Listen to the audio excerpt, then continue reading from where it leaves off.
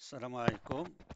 Dans cette troisième séance du courant alternatif sinusoïdal, nous allons traiter les réseaux électriques en courant alternatif sinusoïdal.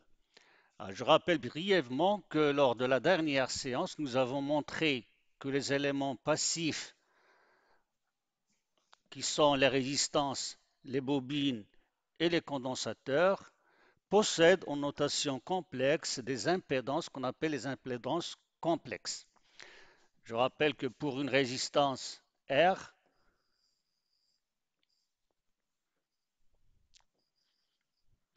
vous avez une différence de potentiel U de T et sera traversée par un courant I de T. Et bien dans ce cas, on va avoir la relation U de T qui est égale à R I de T pour les valeurs instantanées. Et aussi, on montre que on va avoir en notation complexe U bar qui est égal à R I bar. L'impédance complexe de la résistance Z bar R, c'est une partie réelle pure, c'est un réel pur qui est la résistance R. Pour le condensateur de capacité C, on montre de la même manière qu'on a aux bornes de C, U bar de C est égal à Z bar de C multiplié par I bar avec Z bar égale 1 sur JC oméga ou bien moins J sur C oméga. C'est la même chose. Pour une bobine, nous avons montré que pour une bobine qui a un coefficient d'inductance L, la différence de potentiel complexe entre ces bornes, U bar L, est égale à Z bar L,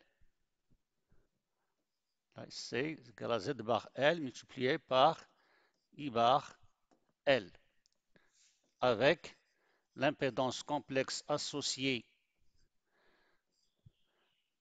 à la bobine égale à JL oméga. Donc, dans tous les cas, pour les trois éléments passifs, on a une relation en notation complexe qui est de la forme I bar égale à Z bar I bar. Cette relation, comme vous le voyez, elle est analogue à la loi d'Ohm. Donc, si on travaille en notation complexe, les éléments passifs vont se comporter comme des éléments qui ont la propriété d'avoir une différence de potentiel à leur borne qui est proportionnelle au courant qui les traverse, à condition, je le répète, de travailler en notation complexe. Nous avons montré aussi que l'association des impédances est la même chose que l'association de résistance qu'on a vue en courant continu. Donc, si vous avez une association en série,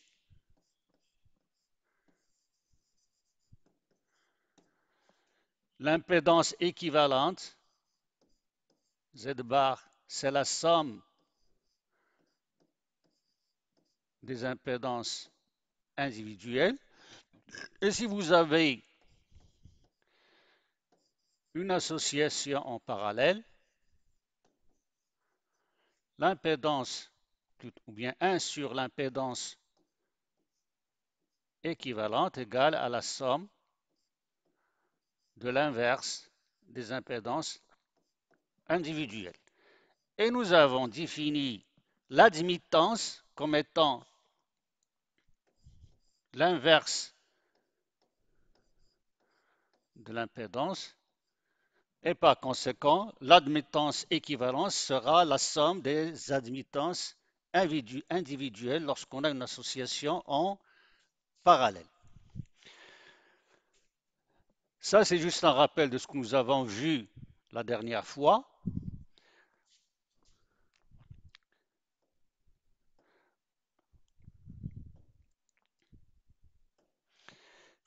Je vais poursuivre par rappeler ce que j'ai dit aussi la dernière fois, que puisque les éléments passifs se comportent exactement comme les résistances en courant continu, eh bien, toutes les lois que nous avons établies en courant continu resteront valables aussi en courant alternatif sinusoïdal. Je vous invite donc fortement à revoir le cours d'électricité 1, le cours d'électrocinétique et en particulier le chapitre réseau électrique en courant continu que vous avez sur la plateforme. Vous pouvez y accéder et le revoir pour réviser ce que vous avez vu en électricité 1. Parce qu'on va supposer que c'est connu ce que vous avez vu en électricité 1. Alors bien, je continue pour les réseaux en courant alternatif sinusoïdal. Je vais voir les générateurs en courant alternatif sinusoïdal.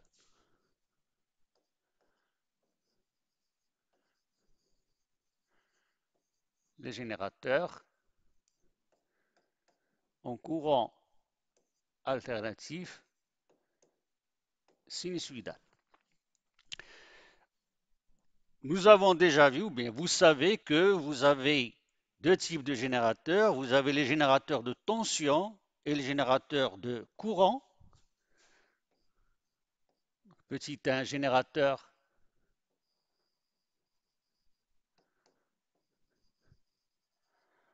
de tension. Sa définition sera exactement pareille que celle d'un générateur de tension continue, avec une petite différence.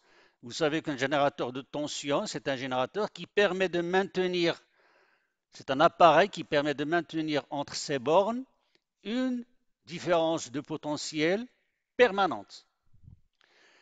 Lorsque cette différence de potentiel est constante, on est en régime continu, mais lorsque la différence de potentiel varie de manière sinusoïdale, on est donc en régime sinusoïdal.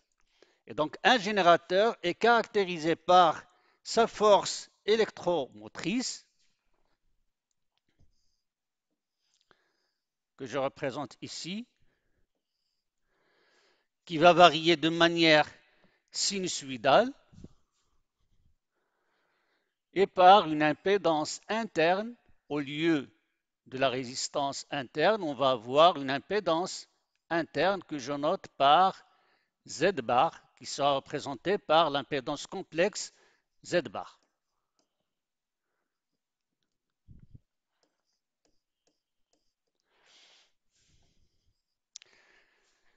Donc la tension, la force électromotrice sinusoïdale, il va avoir la forme E de t égale à EM cosinus oméga t plus phi.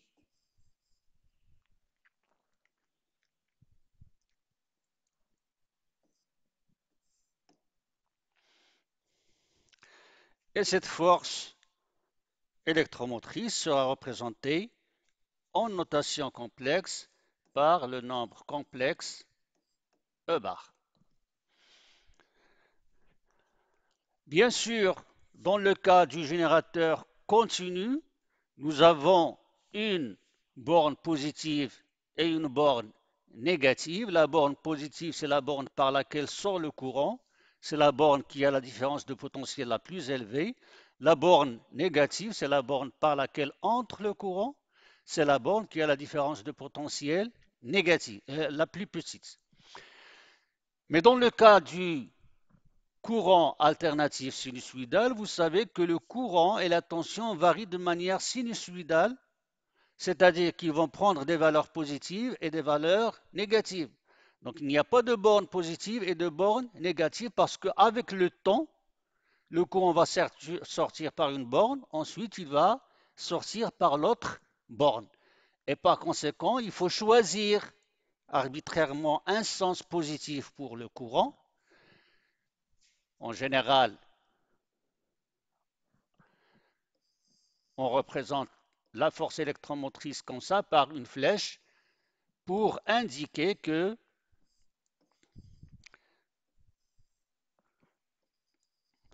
on s'accorde à ce que si le courant circule dans ce sens-là,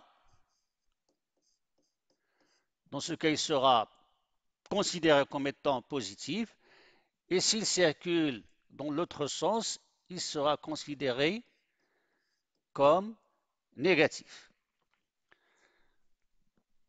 Donc là, un générateur de tension n'est pas polarisé. Il n'a pas de pôle positif et de pôle négatif. Les deux pôles jouent le même rôle alternativement, c'est-à-dire dans la moitié du temps, c'est la première borne qui est positive, dans l'autre moitié du temps, c'est l'autre borne qui est positive. Bien, entre les bornes d'un générateur, on peut avoir la relation U bar, qui est la différence de potentiel complexe entre les bornes A et B. On va avoir I bar, comme vous le voyez, qui est égal à E bar moins petit z bar I bar. C'est la différence de potentiel en notation complexe entre les bornes d'un générateur de tension sinusoïdale. Si Z bar est égal à 0, dans ce cas, on aura U bar qui est toujours égal à E bar, quel que soit le circuit qui est branché à ce générateur. On dit que le générateur est idéal. Ce générateur est idéal. Ce générateur de tension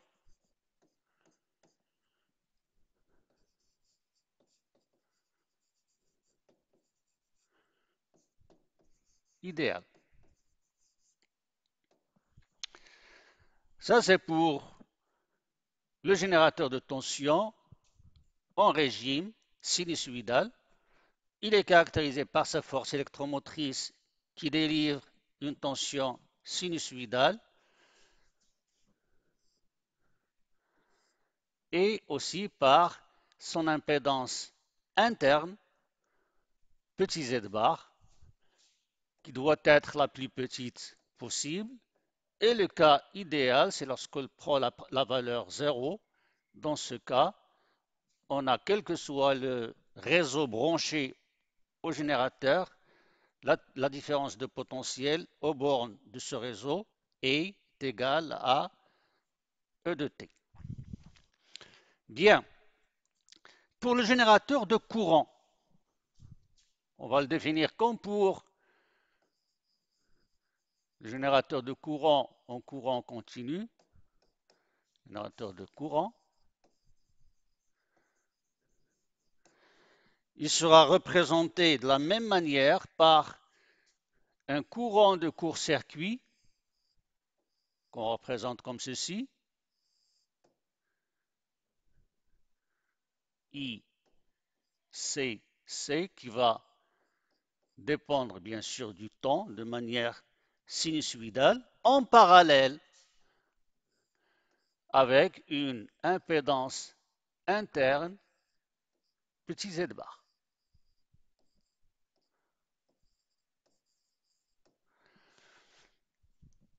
Et bien sûr, en notation complexe, on va représenter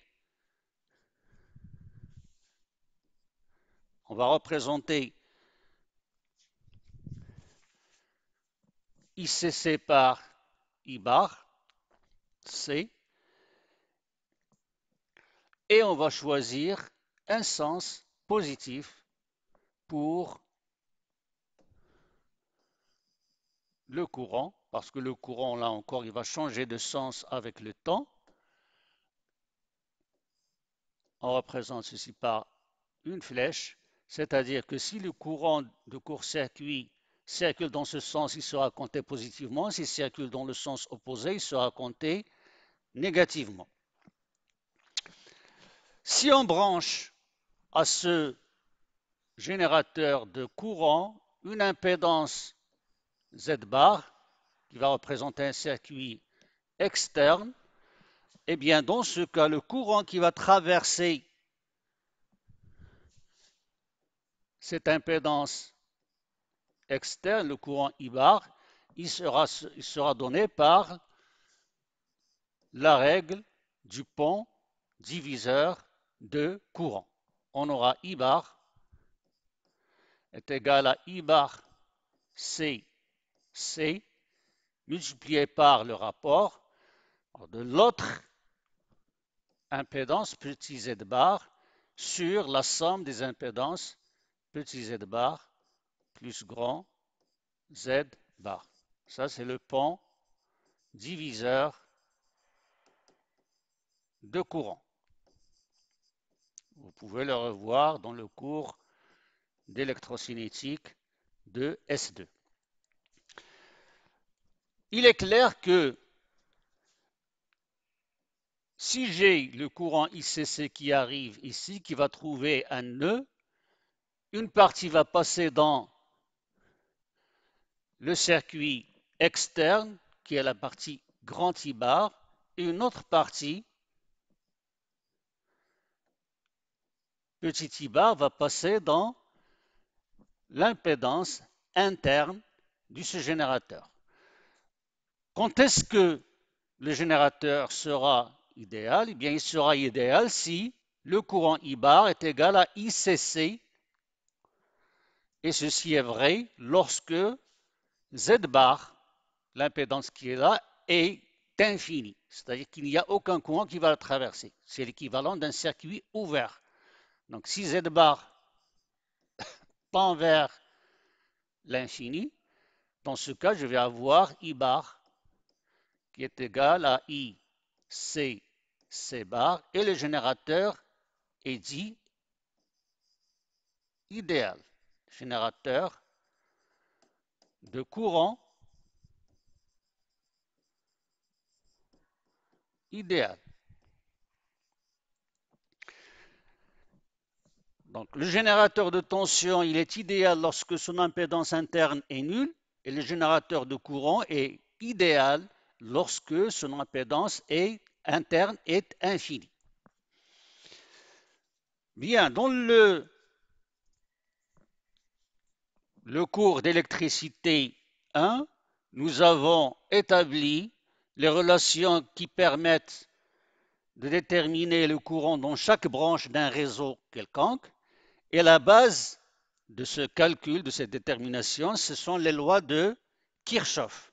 Les lois de Kirchhoff établies pour le courant continu restent valables aussi en courant alternatif sinusoïdal. Je vais les rappeler brièvement.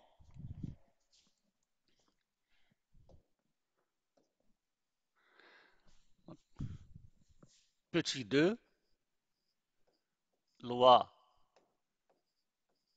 de Kirchhoff.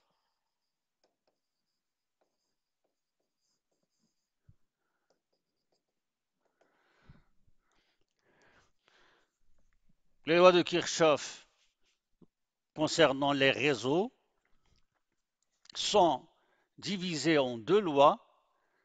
Petit 1, loi des nœuds, et petit 2, loi des mailles. Loi des nœuds.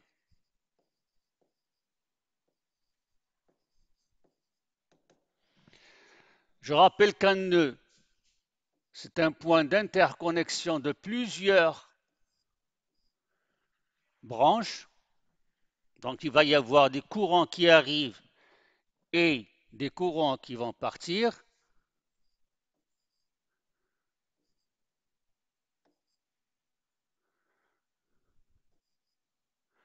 Par exemple, ici, je vais avoir I1 de T, I2 de T, I3 de T, I4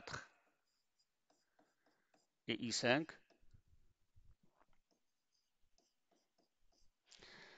Ben, la loi des nœuds me dit que les courants qui arrivent dans un nœud, que la somme des courants arrivant sur un nœud est égale à la somme des courants qui vont quitter ce nœud.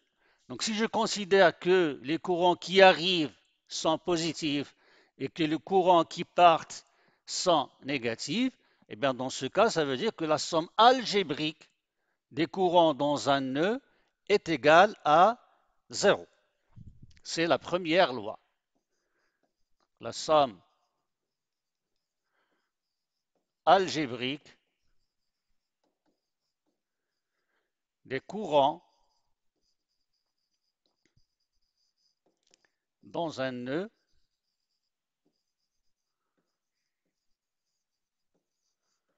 est égale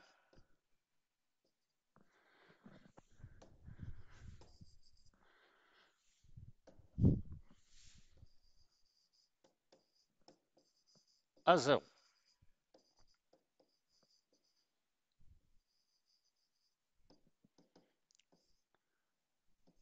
Donc la somme sigma sur petit i de, bien sûr, n du in de t avec plus ou moins égale à zéro. On considère comme positif les courants qui arrivent dans le nœud et comme négatif les courants qui vont quitter le nœud.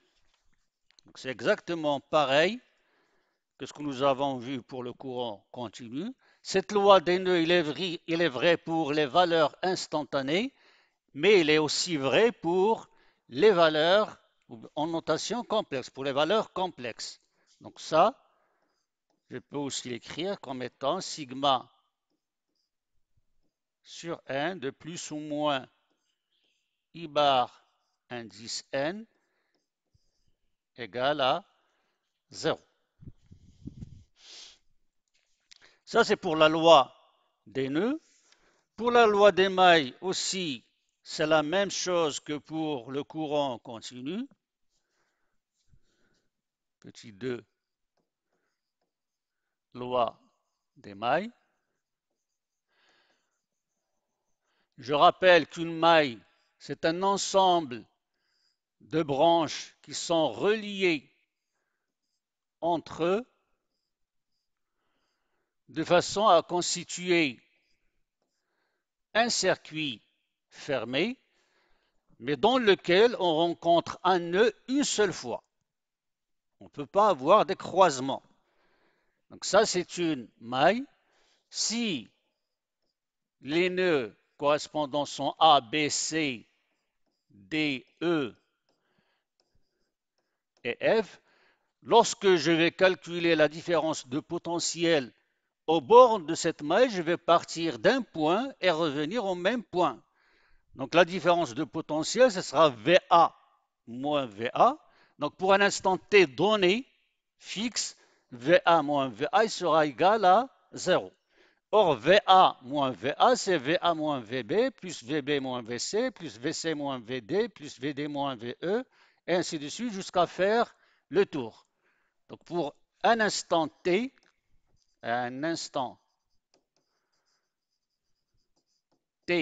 donné, j'ai VA de T moins VA de T, qui est égal bien sûr à 0, et que je peux écrire comme étant VA moins VB, plus VB moins VC, et je continue jusqu'à plus VF moins VA. Et ça sera égal à 0. Ceci est vrai pour l'écriture trigonométrique et aussi pour l'écriture complexe dans laquelle je vais avoir la somme des différences de potentiel U bar n égale à 0. La différence de potentiel U, c'est VA moins VB, plus VB moins VC, plus VC moins VD, et ainsi de suite. Donc ça, c'est juste un rappel de ce que vous avez vu en courant continu. On le retrouve aussi en courant alternatif sinusoïdal. De la même manière, en courant continu, nous avons énoncé des théorèmes qui permettent de calculer simplement, dans certains cas, de calculer simplement les courants dans les branches d'un réseau donné. Ces théorèmes sont le théorème de superposition, le théorème de Thevenin et le théorème de Norton. Eh bien, ces mêmes théorèmes restent valables en courant alternatif sinusoïdal et surtout lorsqu'on travaille en notation complexe. Grand 3, ou bien petit 3, théorème.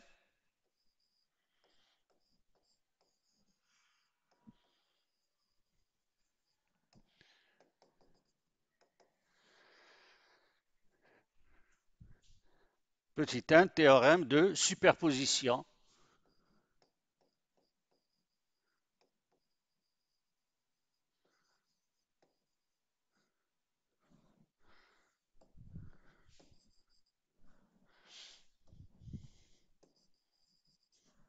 Théorème de superposition.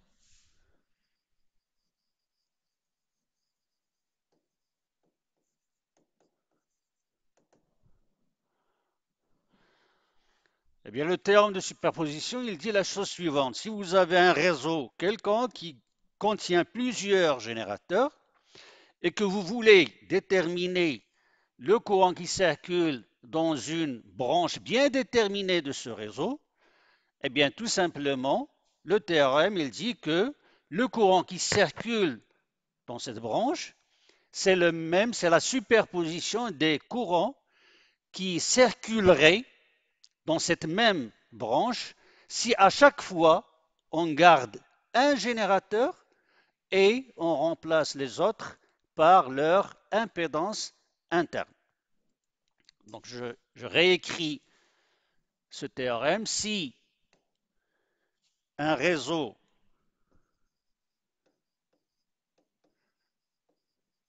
contient plusieurs générateurs, si un réseau contient plusieurs générateurs, chaque générateur sera caractérisé par sa force électromotrice et par son impédance interne.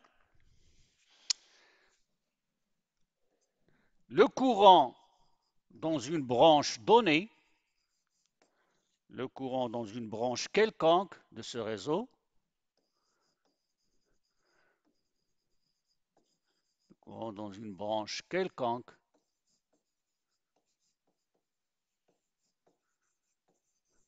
de ce réseau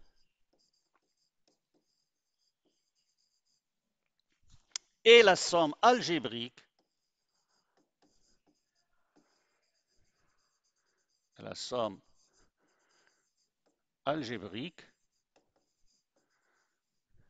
des courants dans cette même branche, des courants qui circuleraient dans cette même branche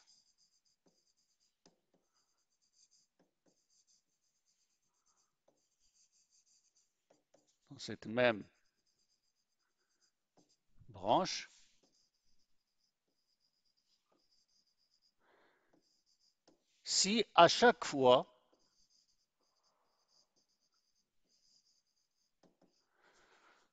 on garde un générateur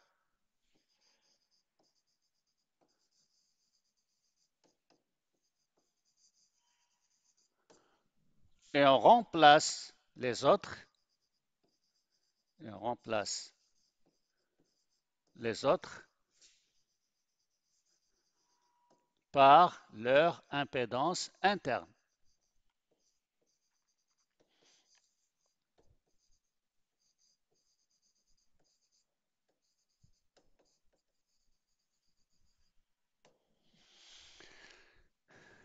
Donc, si un réseau contient plusieurs générateurs, les courants dans une branche quelconque de ce réseau est la somme algébrique des courants qui circuleraient dans cette même branche si à chaque fois on garde un générateur et on remplace les autres par leur impédance interne.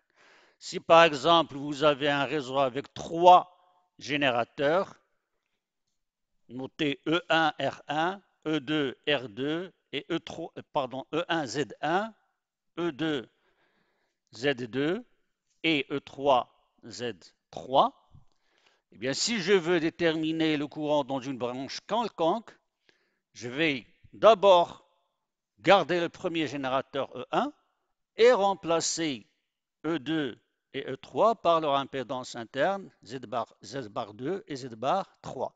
Je fais le calcul du courant qui circule dans cette branche. Ensuite, je refais la même chose en gardant le deuxième générateur et en remplaçant le premier et le troisième par leur impédance interne. Je recalcule le courant. Ensuite, je fais la même chose avec le générateur E3. Et le courant réellement, qui passe réellement lorsque les trois générateurs sont branchés, est la superposition, c'est-à-dire la somme algébrique des courants qu'on vient de calculer. Je vous invite encore une fois à revoir le détail et l'exemple d'application dans le cours d'électricité 1.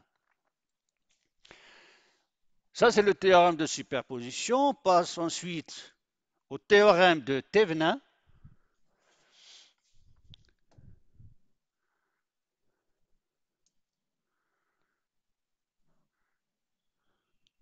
Théorème de Thevenin, c'est le petit 2.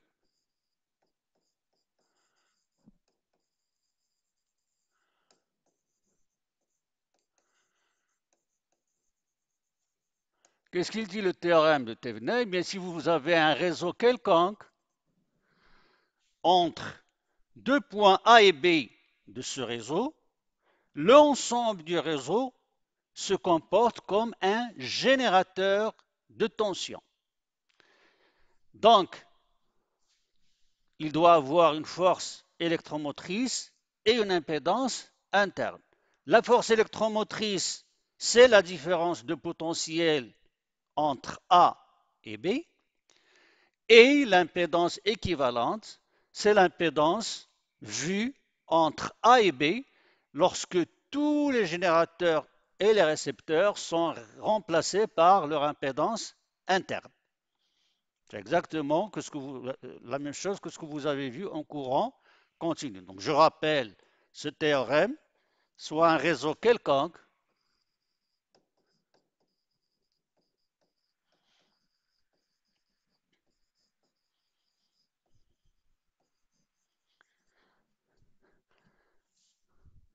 contenant des générateurs et des éléments passifs,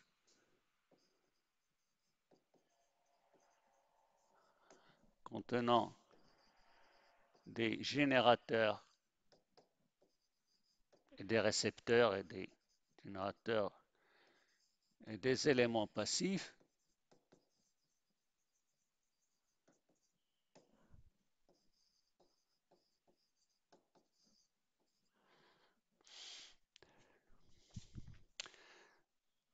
entre deux points quelconques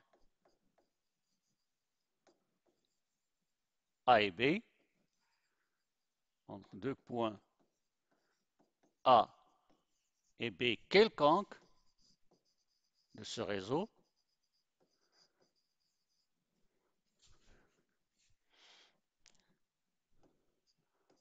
le réseau est équivalent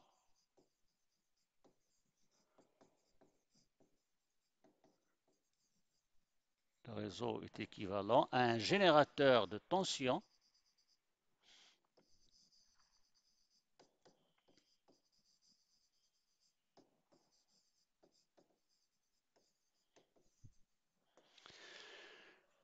dont la force électromotrice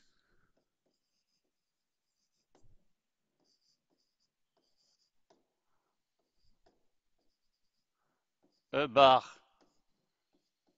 de Thevenin et la différence de potentiel,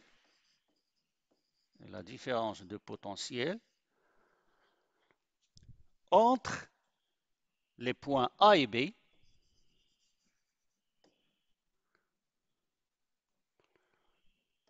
entre les points A et B, et l'impédance interne,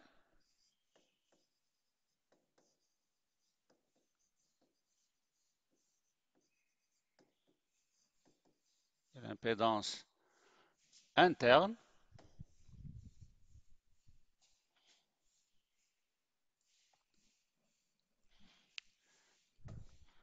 Z bar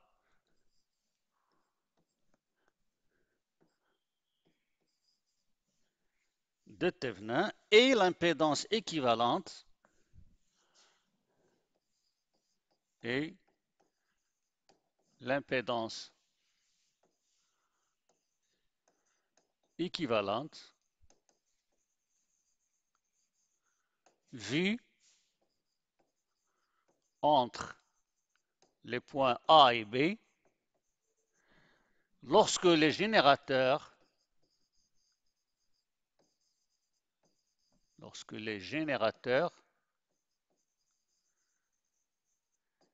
et aussi les récepteurs sont remplacés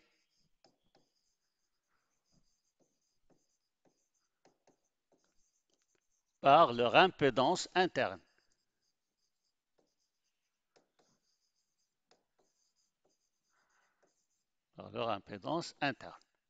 Ça, c'est le théorème de Thévenin. Comment est-ce qu'on applique ce théorème de Thévenin pour déterminer le courant dans une branche bien déterminée?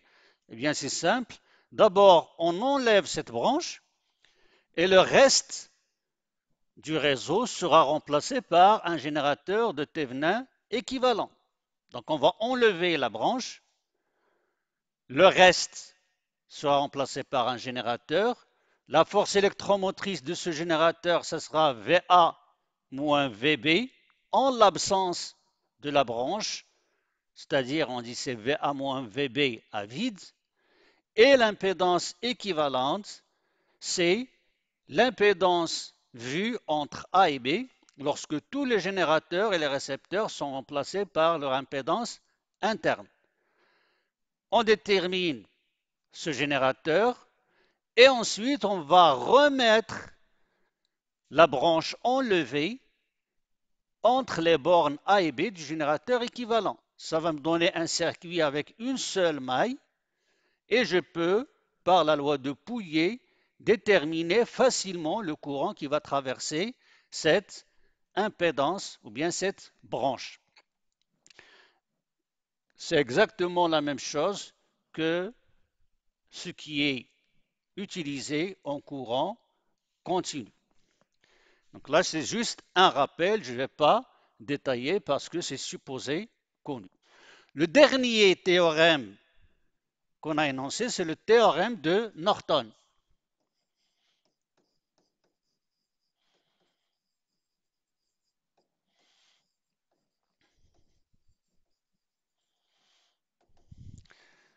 Le théorème de Norton, c'est un théorème qui est équivalent au théorème de Thévenin, avec la seule modification, c'est au lieu de remplacer, au lieu de dire que le réseau est équivalent à un générateur de tension, on va dire qu'il sera équivalent à un générateur de courant. Donc je vais reprendre pratiquement le même énoncé, mais au lieu de dire que le réseau est équivalent à un générateur de tension, je vais dire que le réseau est équivalent à un générateur de courant. Donc soit un réseau quelconque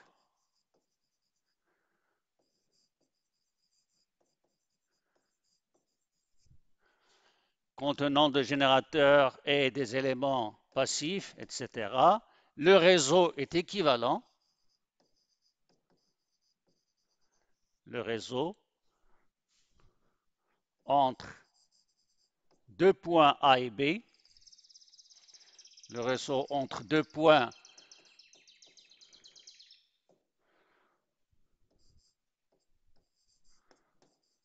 Le réseau entre deux points A et B est équivalent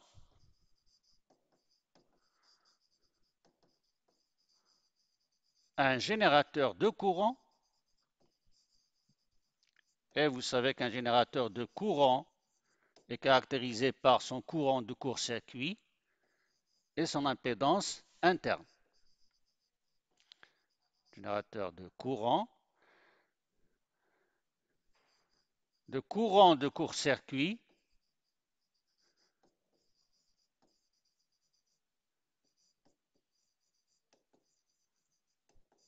qu'on note I bar de N, le courant de court-circuit qu'on note I bar de N, le courant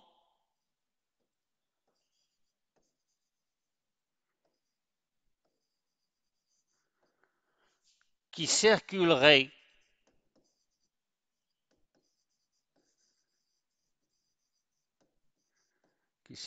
dans un fil, qui circulerait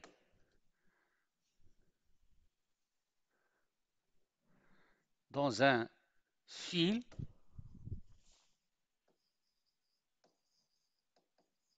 reliant A et B. C'est un court-circuit. Un court-circuit.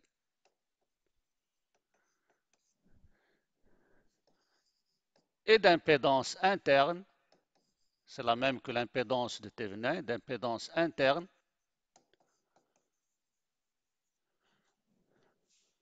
Z bar N, qui est l'impédance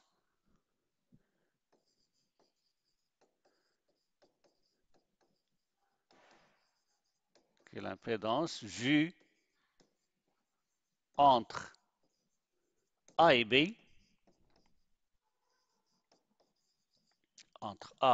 B, lorsque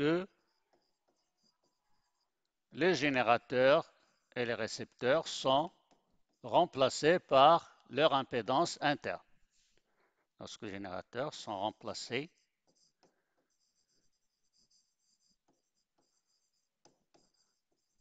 par leur impédance interne.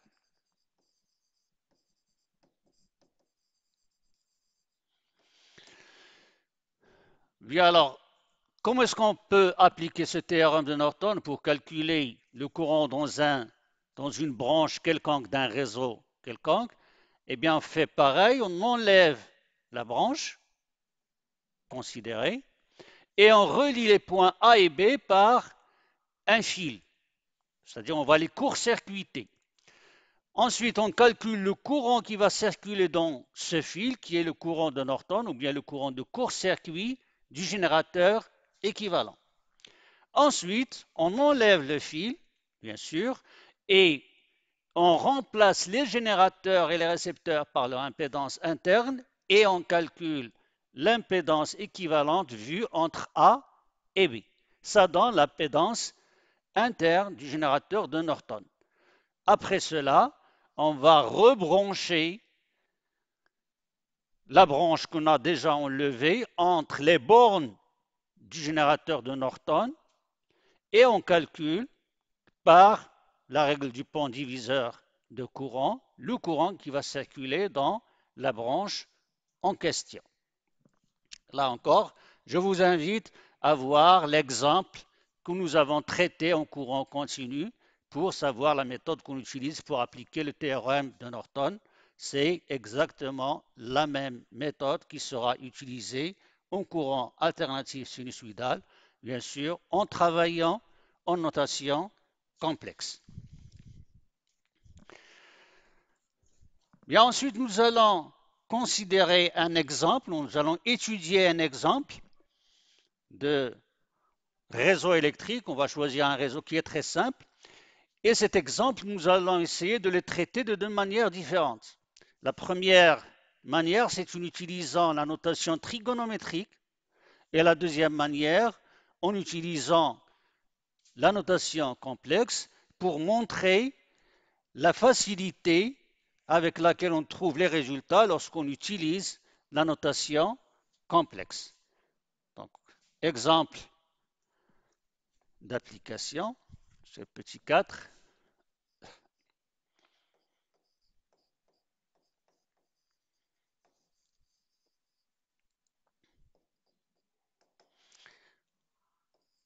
On va considérer un circuit R, L, C en série. On va donc considérer un circuit constitué par une résistance R, une bobine L et un condensateur C. Entre les bornes de ce circuit, on va appliquer une différence de potentiel sinusoïdale E de t égale à EM cosinus oméga t. Sous l'effet de cette différence de potentiel, il va circuler dans ce circuit un courant I de t qui va prendre la forme Im cosinus oméga t plus phi. Il sera aussi sinusoïdal avec la même pulsation oméga. Et ce qu'il faut déterminer, c'est l'amplitude maximale Im et le déphasage phi de ce courant par rapport à la tension appliquée E de t. La première méthode que je vais utiliser, c'est la méthode en représentation trigonométrique. Étude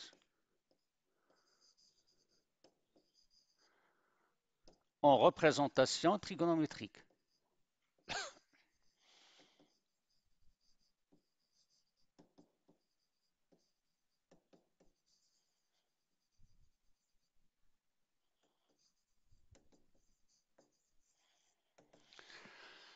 Eh bien, dans ce cas, je vais dire que la tension E de t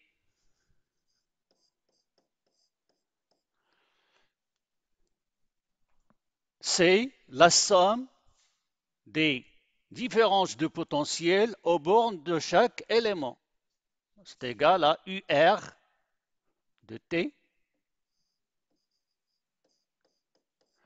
plus la tension UL de t et plus la tension UC de t. E de t, je sais que c'est égal à EM cosinus oméga t. Là, pour simplifier les calculs, j'ai pris la phase à l'origine de la tension nulle. Et puis UR, il sera égal à R I de t. C'est la loi d'Ohm instantanée. Pour une résistance, nous avons la loi d'Ohm qui est vérifiée à chaque instant t. Pour UL, je sais que UL est égal à L dI de t sur dt. Et aux bornes du condensateur, nous avons la tension qui est égale à 1 sur C, l'intégrale de I de t dt. Vous pouvez revenir à la séance précédente, lorsqu'on a calculé le comportement des éléments passifs, nous avons montré que le courant I de t est égal à C du sur dt. Ce qui veut dire que U au bord du condensateur, c'est égal à 1 sur C, l'intégrale de I de t d de t. Je développe ce calcul. R I de t, ce sera R IM, facteur de cosinus oméga t plus phi, plus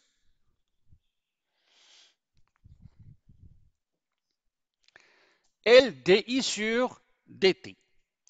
Donc c'est L, la dérivée de I par rapport au temps, sachant que I c'est IM cosinus oméga t plus phi, eh bien ça sera oméga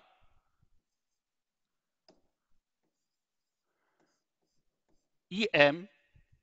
Le cosinus, lorsqu'il sera dérivé, ça va me donner moins sinus. Donc je vais avoir ici un sin moins. Donc le sin moins avec le sin plus va me donner un sin moins.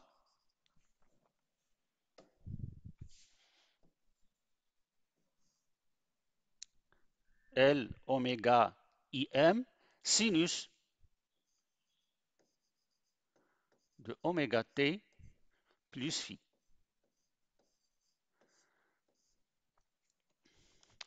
Plus 1 sur C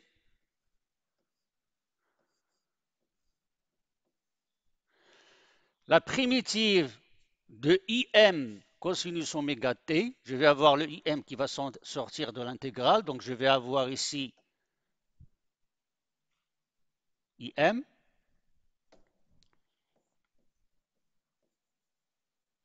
La primitive de cosinus oméga t plus phi, ça va donner 1 sur oméga, donc le oméga je vais l'avoir ici, et bien sûr la primitive de cosinus c'est plus sinus, donc sinus oméga t plus phi.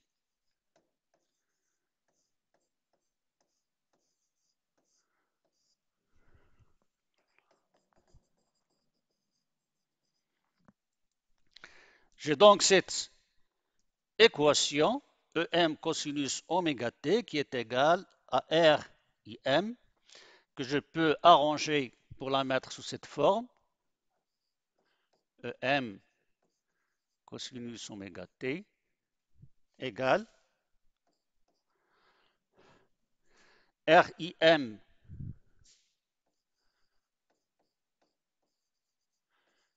cosinus oméga t plus phi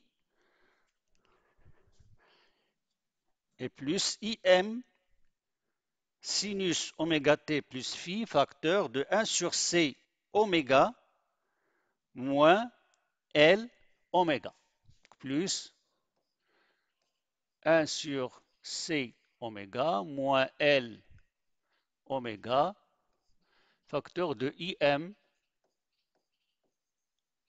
sinus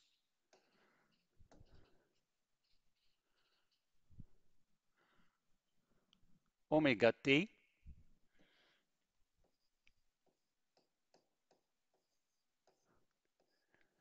plus phi. Et ceci est vrai quel que soit le temps t. À chaque instant t, j'ai cette équation qui est vérifiée. En fait, moi ce que je cherche, ce sont les inconnus grand IM et phi. Donc j'aurais besoin de deux équations. Or ici, je n'ai pas seulement une équation, mais j'ai une infinité d'équations parce que cette équation sera vraie quel que soit le temps t. Donc, puisqu'il y a une infinité d'instants t, donc j'ai une infinité d'équations. Parmi cette infinité d'équations, j'ai besoin de deux équations. Et je vais choisir, bien sûr, les instants qui vont donner des équations simples. C'est-à-dire, en particulier, je vais prendre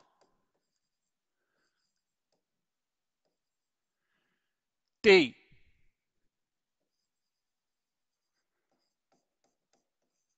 égale à 0 et je vais prendre le cas où oméga t égale à pi sur 2, c'est-à-dire t égale à pi sur 2 oméga. Ça, c'est équivalent à dire que oméga t égale à pi sur 2. En particulier pour ces deux valeurs, si t égale à 0, je vais avoir EM cosinus de 0 qui est égal à 1 égale R IM cosinus de 0 plus phi, donc cosinus de phi, plus 1 sur C oméga moins L oméga IM sinus de 0 plus phi, donc sinus de phi. Ça me donne une première équation. La deuxième équation, je vais l'obtenir lorsque t est égal à pi sur 2 oméga, c'est-à-dire lorsque oméga t égale à pi sur 2, eh bien dans ce cas, EM cosinus de pi sur 2, c'est égal à 0, égale RIM cosinus de oméga t plus phi, et oméga t, c'est pi sur 2, donc ça va me donner oméga t plutôt pi sur 2 plus phi, et ça donne moins sinus de phi, multiplié par moins sinus phi, plus 1 sur c oméga moins L oméga facteur de IM sinus de pi sur 2 plus phi, c'est cosinus phi.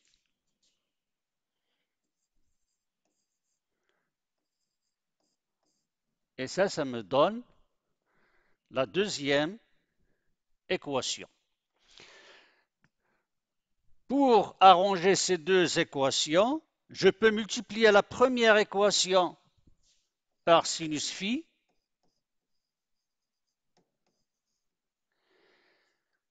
et multiplier la deuxième équation par cosinus phi et faire la somme. Alors, si je fais ceci, je vais avoir EM sinus phi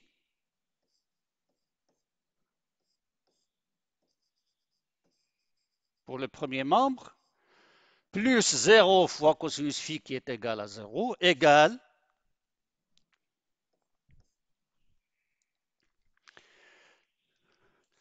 un moins LC oméga carré sur C oméga, lorsque je réduis au même dénominateur, C oméga, est multiplié par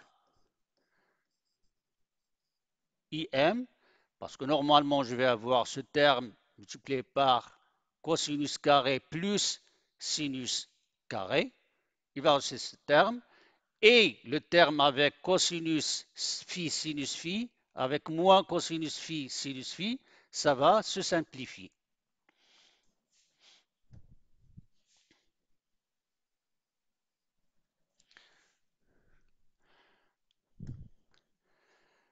De la même manière, je peux multiplier la première équation par le cosinus phi, la deuxième équation par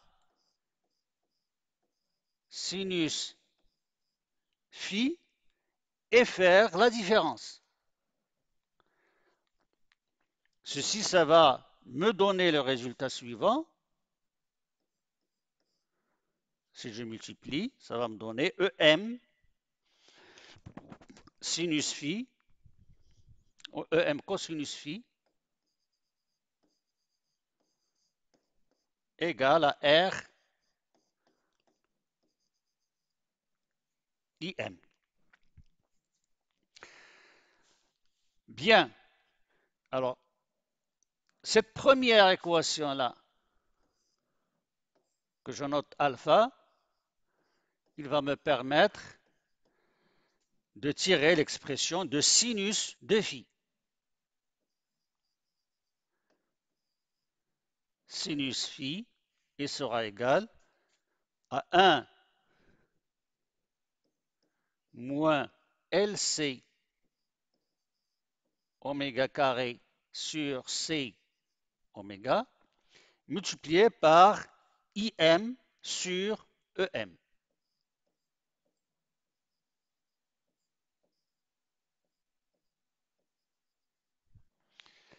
La deuxième équation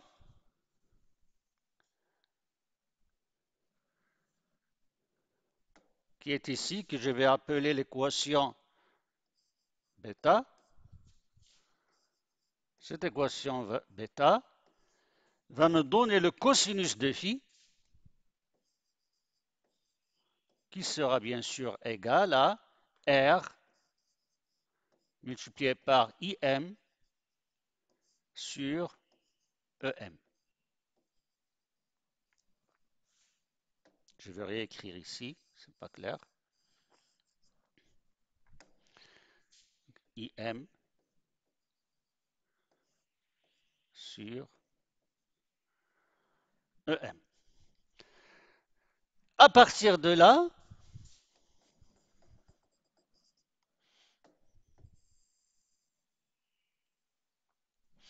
je vois que je peux faire le rapport de sinus sur cosinus.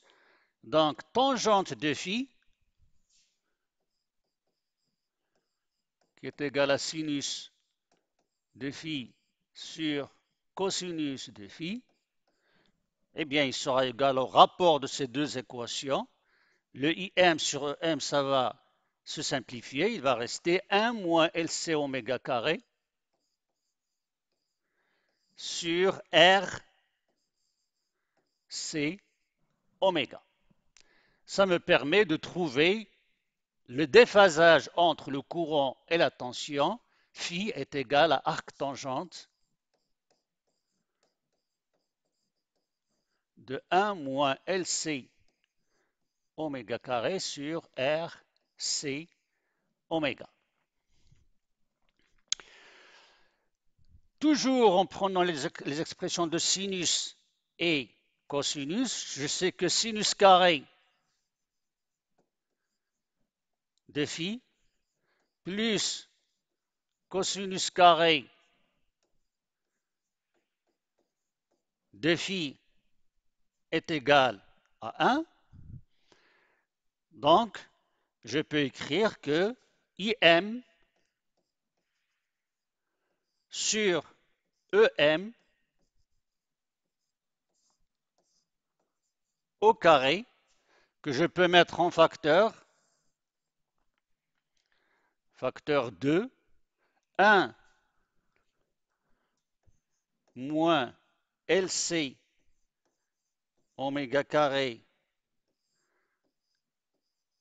sur C oméga, que je porte au carré, plus R au carré, et bien ceci, il sera égal à 1. Et à partir de là, je peux déduire facilement que IM, en prenant la racine carrée de ce terme, IM égale à EM sur la racine carrée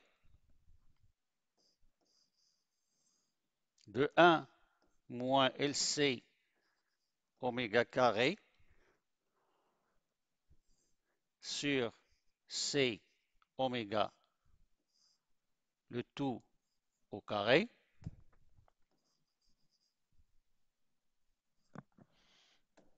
plus R au carré. J'ai donc défini les inconnus dont j'avais besoin, qui sont l'amplitude maximale du courant, IM, c'est égal à cette expression, et la phase, qui est égale à arc tangente 1 moins LC oméga carré sur RC oméga. Ce résultat, je l'ai obtenu en utilisant la notation trigonométrique.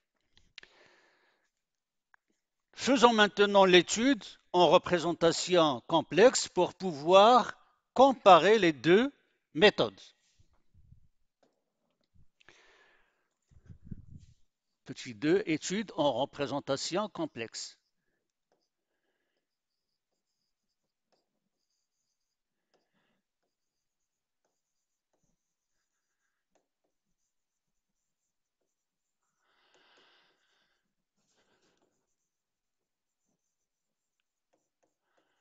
Dans ce cas, le circuit que j'ai, c'est toujours le même. J'ai la résistance R. J'ai la bobine que je représente par son impédance Z bar L.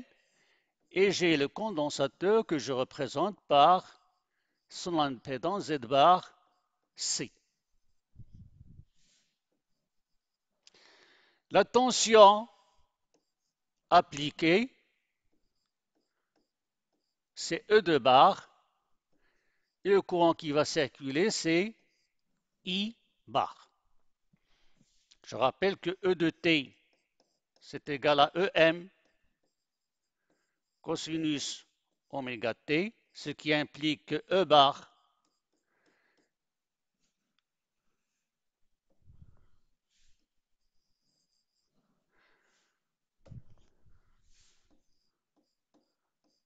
égale à EM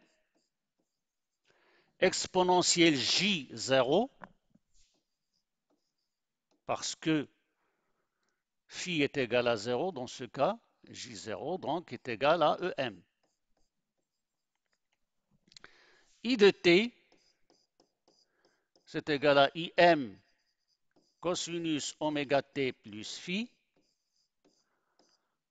qui sera représenté par le complexe I bar égale IM exponentielle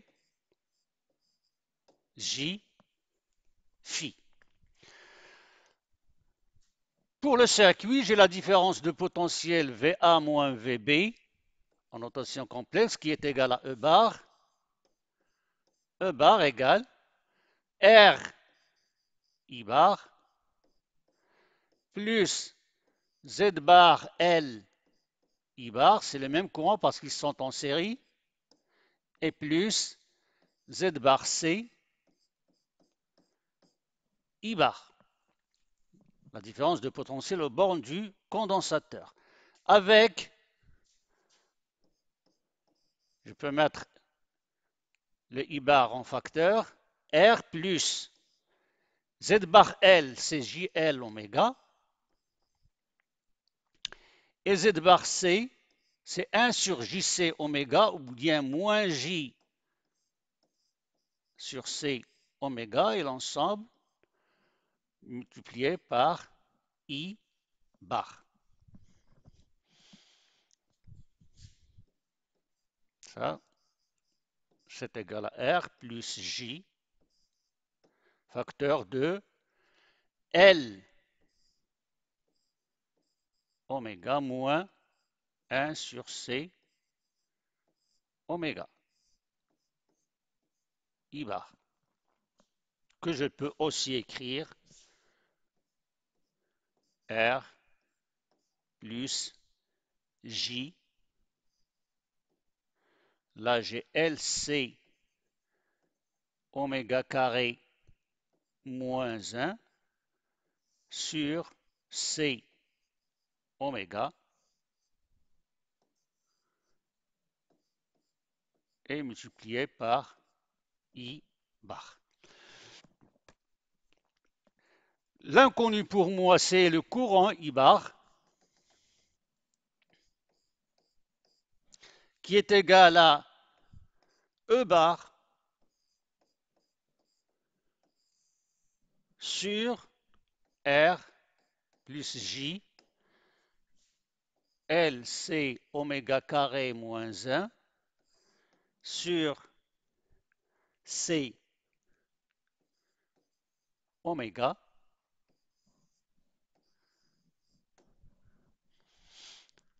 C'est ça l'écriture complexe, l'expression complexe de I bar. Et ce que je cherche, c'est le module de I bar et l'argument de I bar. I bar, c'est le rapport de deux complexes. Le premier complexe, c'est E bar, et le deuxième complexe, c'est R plus J, facteur de LC oméga carré moins 1 sur C oméga. Donc, le module de I bar, c'est le rapport des modules. I est égal au module de E bar, c'est-à-dire EM, sur le module du complexe qui est au dénominateur et qui est constitué par une partie réelle plus une partie imaginaire, c'est la racine carrée de la partie réelle au carré, R au carré, plus la partie imaginaire au carré, donc LC oméga carré moins 1 sur C oméga, le tout au carré. Donc vous voyez que je trouve directement le module sans avoir besoin d'isoler la partie réelle de la partie imaginaire. J'utilise les propriétés des nombres complexes. I bar, c'est le rapport de deux nombres complexes. Donc son module, c'est le rapport des modules. Et son argument, phi, c'est la différence des arguments. Donc c'est l'argument de E moins l'argument du nombre complexe qui est au dénominateur. Or, l'argument de E, c'est 0. La phase à l'origine pour la tension est égale à 0. Moins l'argument du deuxième complexe qui est en bas, qui est l'arc tangente de la partie imaginaire sur la partie réelle. L, C, oméga carré moins 1 sur C, oméga, avec un R ici, bien sûr. Et ça, c'est égal à arc tangente. Je fais introduire le signe moins à l'intérieur, arc tangente de 1 moins LC oméga carré sur RC oméga. Et on voit bien qu'on retrouve les mêmes expressions, le même résultat que celui trouvé par la représentation complexe, mais avec un calcul qui est beaucoup plus simple. D'où l'utilité d'utiliser la notation complexe au lieu de la notation trigonométrique. On arrête là pour aujourd'hui et la prochaine séance, Inch'Allah, nous allons traiter les puissances électriques en courant alternatif.